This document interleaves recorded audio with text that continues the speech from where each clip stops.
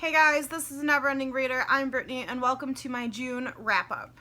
So in the month of June, I read 10 books, I believed, and then I DNF'd one book, but I read enough of it to the point where I feel like I am gonna include it. So technically I read 11 books. It was a pretty good reading month for me. As you guys know, I don't rate books anymore, like on a 5-star scale, so I'm just gonna tell you guys what I think about them, and hopefully just me talking about them will give you enough of my opinion to know whether or not it would jive with you. So I'm just going to go in the order that I read them. So the first book that I read this month was Birthday Girl by Penelope Douglas. This was for Summersault, and it is about a young woman who is dating this boy, and for whatever circumstances, they have to move into her boyfriend's dad's house, and then she ends up falling in love with her boyfriend's dad, and her boyfriend's dad ends up falling in love with her. I thought it was a really good, like, smutty romance. I don't really love romance or smut, but I thought this one was, like, pretty good. I thought the romance was great, the chemistry was there, and it didn't feel like forbidden or taboo. Like, once you got into it, like, the age gap was there, but it didn't really feel too, like, gross or weird or anything. I thought the relationship was really cute. I loved all the main characters, basically. I thought that the back plot, like, aside from their relationship and the romance, was really good, and it was just, like, her trying to do her best, but she's, like, in love with this man that she's not supposed to be in love with, and then same thing for him, and it was talking about, like, broken parental relationships and how, like, divorce can lead, like, a kid to not really understand either parent type of thing, which I really loved that, because her boyfriend's dad was, like, totally misunderstood by her boyfriend because their parents had divorced, or I don't even remember if they were actually married to begin with, but either way, I thought it was really good and I really enjoyed it, and if that synopsis intrigues you, I would highly recommend it. I also read Possession by Jessica Hawkins. This was for Summersault as well, and it was a recommendation by Sophie, but unfortunately it, like, was not for me. I can understand how it would be for other people, but like I said, smut and romance are, like, not really my thing. I think there is, like, a perfect, like, niche that is for me, and this one was not it. So this one follows a girl who, like, works in a bar, and one day this, like, man approaches her and is like, hey, like, if you sleep with me, I'll give you, like, all this money and you can, like, you know, follow your dreams and shit with it.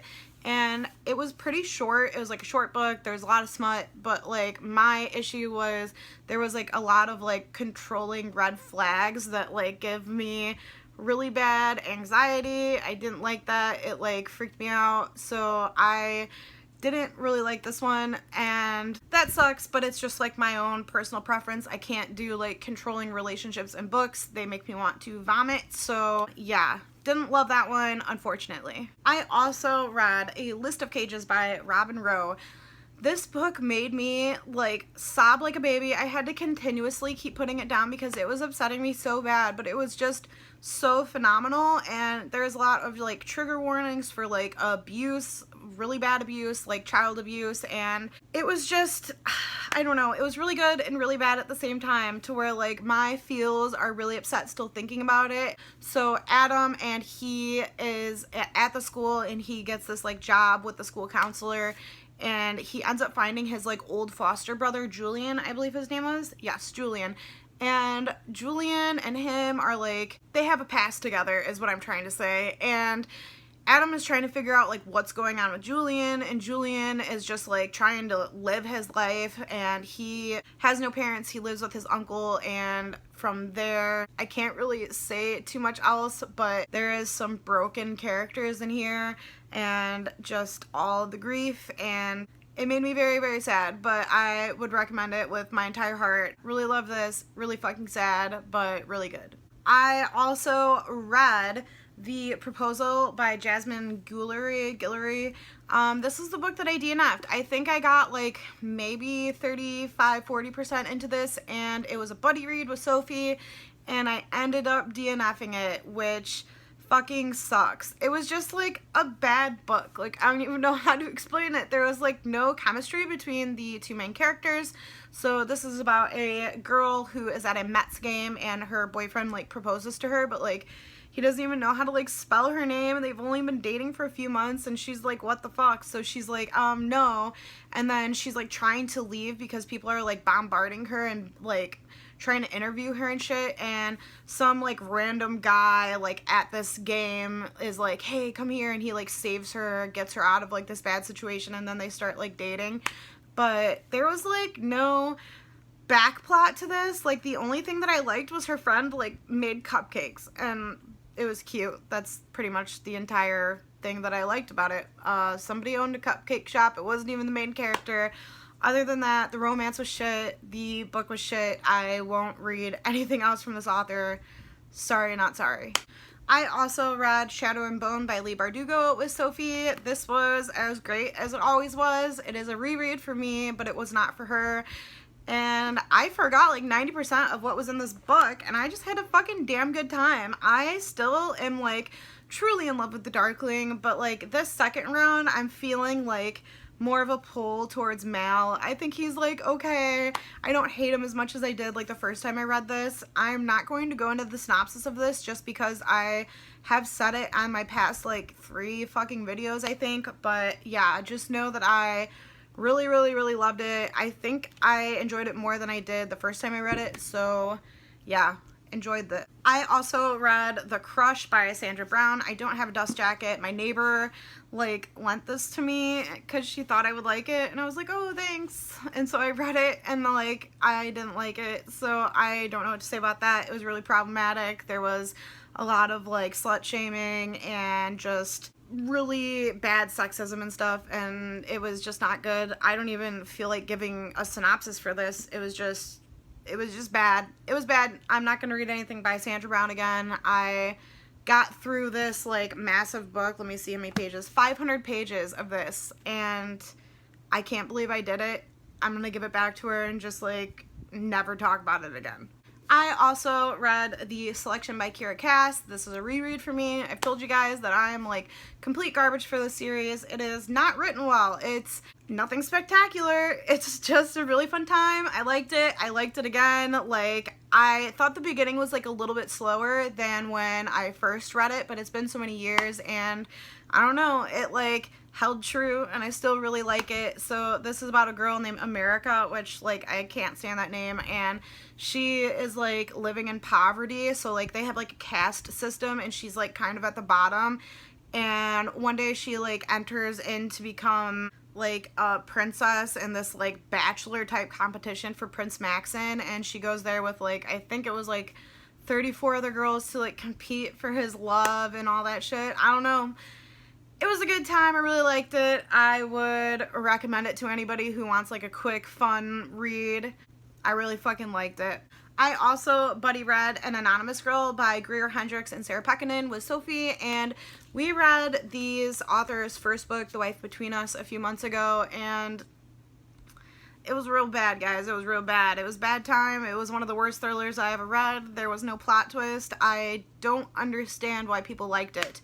This one, on the other hand, I thought was pretty good. I didn't hate it. It wasn't like blow my mind amazing, but I thought it was okay. It was decent. It is about a young girl who like kind of sneaks her way into this psychological study, which is run by this like psychologist, and she's like doing a study about like morality, and this woman like sneaks her way in because she needs like the money from it, but she wasn't like technically invited into the study, and then like a bunch of weird shit goes down basically, and I'm not going to tell you more because it is a thriller, and too much information, that would be bad, but just know I didn't think that it was like groundbreaking, but I had a good time reading it, so yeah. I also buddy read with Sophie, My Lovely Wife by Samantha Downing. Sophie sent this to me, and like, I fucking love this. This is my favorite thriller of the year by far. I thought it was amazing. So basically, this is about a husband and wife who are like serial killers together. Like, they just enjoy killing people, and it like kind of tells their story and like them like picking out a girl type of thing. Like, that's the beginning, but I thought this was like amazing. This was probably my favorite thriller I've read since I read the last Riley Sagar book that I read. I can't even remember the title of that right now, but that book was my favorite of last year, and I finally found a new favorite thriller. This was really, really, really good. I highly recommend it, especially if you're like well versed with thrillers and like nothing surprises you anymore. Like, I did guess the ending to this because I've read a lot of thrillers now, and I still thought it was really damn good. So yeah, definitely recommend this one. Getting down to the end here, I also read Summersault by Katrina Leno. I thought this was pretty decent. When I first picked it up and I started reading it, I think I got like 100 pages in, and I was like, dude, this is literally the Wicked Deep. Like, I don't even care what anybody says. This is just the Wicked Deep, and like nothing else is different about it. But it ended up becoming much more than the Wicked Deep ever was. So there's definitely trigger warnings for rape in here. But for a short little book, I thought it was really neat. I love the atmosphere of like them living on this island, because it takes place on this like little island where everyone's like really close and there's not really many people, so they're all really tight together. And every summer they have this like tourist attraction where all these like weird bird watchers come, because there's like this rare ass bird on this island, and that's like basically what their island is known for. And we follow this family, particularly this girl and her sister, and they have magic. They never say that they're witches, but like they have magic, and it follows them. And one of the sisters can like levitate off the ground a little bit, and the other one doesn't have her magic yet and doesn't think that she's going to get any magic. So yeah, this was really, really good.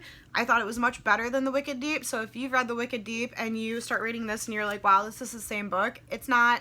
Just give it some time. It's much better, and I would probably recommend this. And the last book I read this month was Alex Approximately by Jen Bennett. I fucking flew through this. This is my second Jen Bennett book. I read Starry Eyes in I think January, and I was like shook by it because I don't like contemporary. Like, YA contemporary is like boring to me, but for some reason Jen Bennett's books just like, I fucking love them. They're really good. They're written good. Like, it's not like all riding on the romance. There's like a lot of things that happen. You really end up loving the characters. So this one follows a girl named Bailey, and she has this like kind of internet boyfriend, or like fling, whatever you may say, and his name is Alex. And she ends up moving to the town that he lives in, but she's all like, I don't really want to reveal to him that I live here. So she ends up like trying to go find him like secretly, detective style, and like make sure that she like does want to meet him and like tell him that she is in town. And while she's doing that, she ends up having this coworker that she like kind of fancies. She's kind of into him, and so the story just goes on from there. I really, really, really loved this. I can't wait to read everything else Jen Bennett has wrote. I want to get Serious Moonlight like so bad now. Really love her books. Like, she is my new favorite author. I thought this was fantastic. I cannot recommend it enough. So that is it, you guys. That's my June wrap up. I hope that I gave a good enough synopsis for all these. I'm trying to kind of rush through this video because I have things to do, but if you have read anything I read and you have a different opinion or the same opinion, please let me know in the comments down below. I'd love to chat about it, and I will catch you guys in my next video. Bye!